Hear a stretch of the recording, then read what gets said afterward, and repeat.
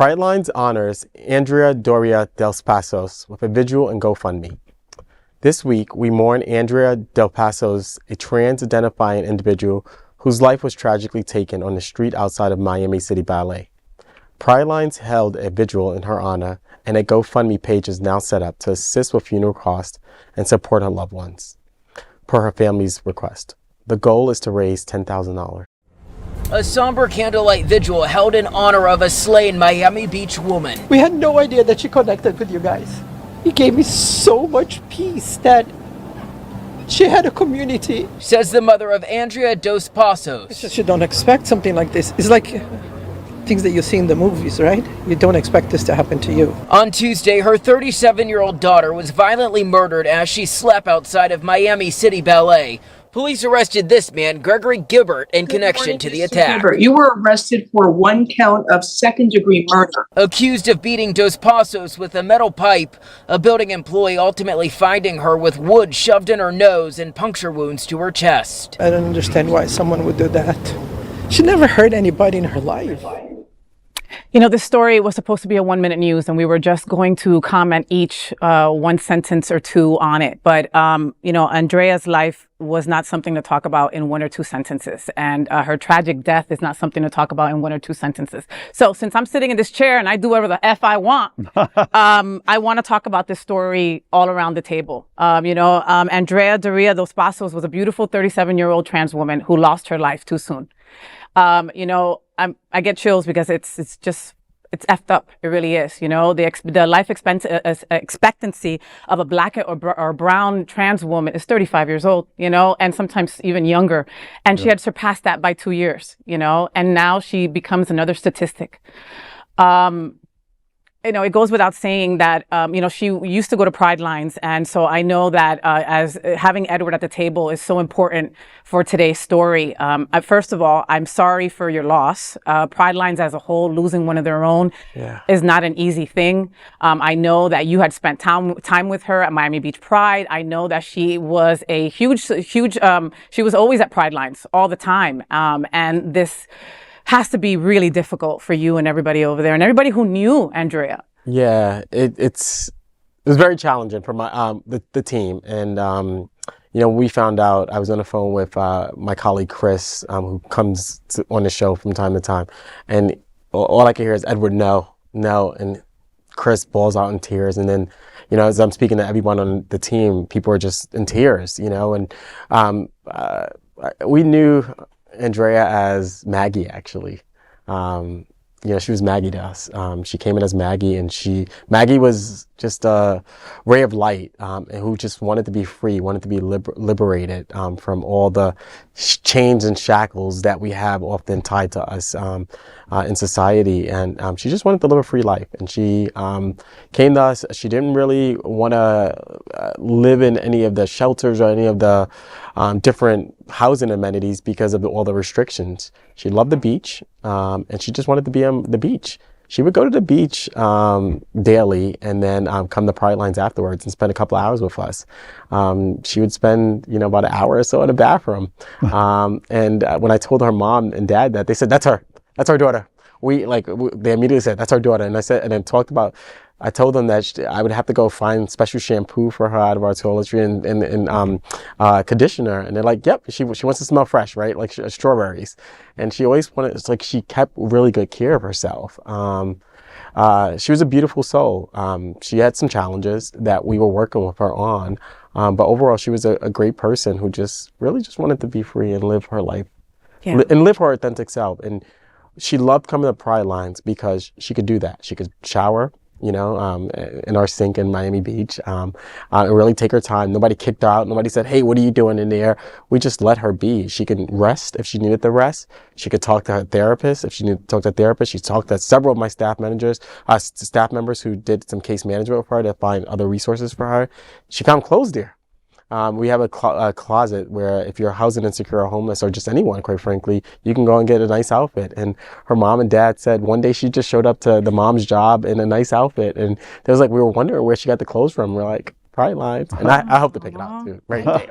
Well, very gay. She was gayed up. Very. But we have a lot of special moments with her. And, from our perspective, we did everything we could, but the system failed here. The system failed in that we don't have any housing in Miami-Dade for LGBTQ folks. And less on Miami Beach, even less. There's none. We don't have all. anything, and we and I tell my team this all the time. We can't beat ourselves up with this, right? We did everything that we could to support her while she was here visiting us. But one of our big goals is to figure out this housing challenge, even if we have to start it small and eventually grow it out, but to really figure out how do we support the LGBTQ plus community.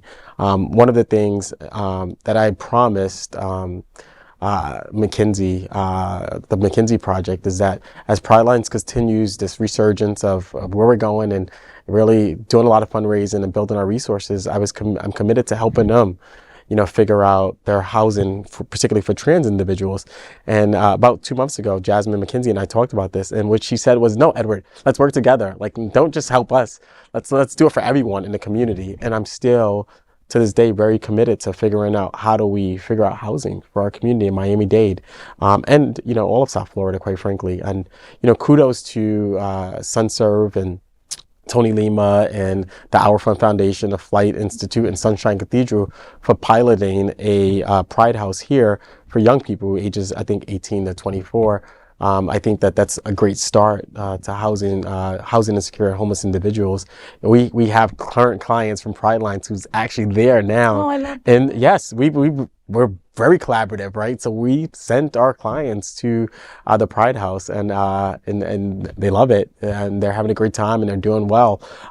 So we want to emulate that, but we won't have, in the Pridelines case, we won't have age restriction, because in this case, Right. Andrea, she was 37. She would have aged out of that. She would have aged out, and I'm working directly, not just my team. I'm working directly with 5 others who are not in that age category. So this is very. This is a very sad moment for our organization, and I'm holding back tears, quite frankly, because I was actually her therapist. So I actually worked directly with her. I've had sessions with her. I dealt with some of her co-occurring challenges that she's had, and so it's a sad moment for us. But it's and what I don't want to make this political at all. But what I really do want to focus on is that the system failed, and how do we work together collaboratively in our community to help others, right? And it's not about politics. This is just about helping people and helping members of our community find adequate housing and get the resources they need to be able to live. Yeah. She was sleeping. Right. Yeah. Right. And they haven't yet determined whether they're going to view this as a hate crime yet, have they? There's no determination. So we are in great connection and communication with the PD in Miami Beach. They are fantastic. They are fabulous. They literally have called me. They've been calling me every day, giving me updates. There's no evidence at this point that this was a hate crime. And so none whatsoever. I will say that the assailant I've seen on Miami Beach, he's hung around the Burger King. I remember seeing him too. He hung around the Burger King right across from our office. So I've seen him around. And without having a formal diagnosis, I would expect, obviously, given his record, that he has his own mental health issues and challenges as well. So we just don't know. Pridelines had a very moving and beautiful vigil. I saw, it was all over the news. I saw your beautiful face everywhere. And, touching, moving, beautiful. What got me was her mom, right? You had shared with me before the show about how happy she was that she had people, that she had a safe place like Pridelines, that she had people supporting her, because, navigating through transitioning is not an easy thing, okay? I can't speak from experience. I know my trans sisters have told me how difficult it is, and a lot of them lose touch with their family members because of just what they're going through.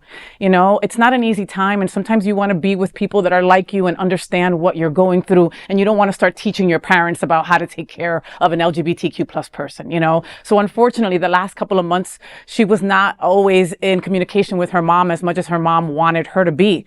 So her mom probably stayed up at night, worried about her daughter, wondering, who does she have? Does she have anybody to go to? Because that's what parents worry about, right? Yeah. And you were able to make her feel better about that. Yeah, her mom said she couldn't sleep, she just could not sleep. And her big concern was that her daughter was alone, and her daughter died without community. And, when we spoke on the phone, and her mother said, "Oh my, are you serious? She was at Pridelines every day." I was like, "Yeah."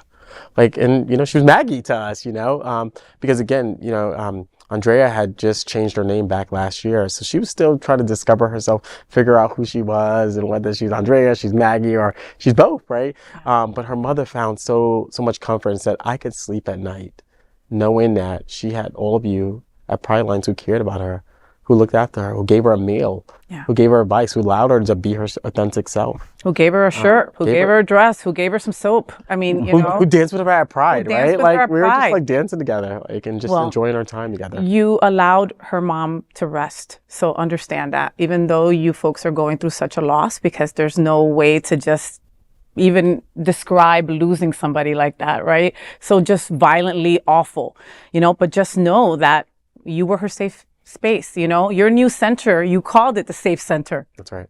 That's right. You know, for that reason. Yeah. So folks at home, they have a GoFundMe. Please make sure that you go and give whatever you can give to help her, to help her family. You can go find the GoFundMe on Pridelines. Yes. You can find it at pridelines.org.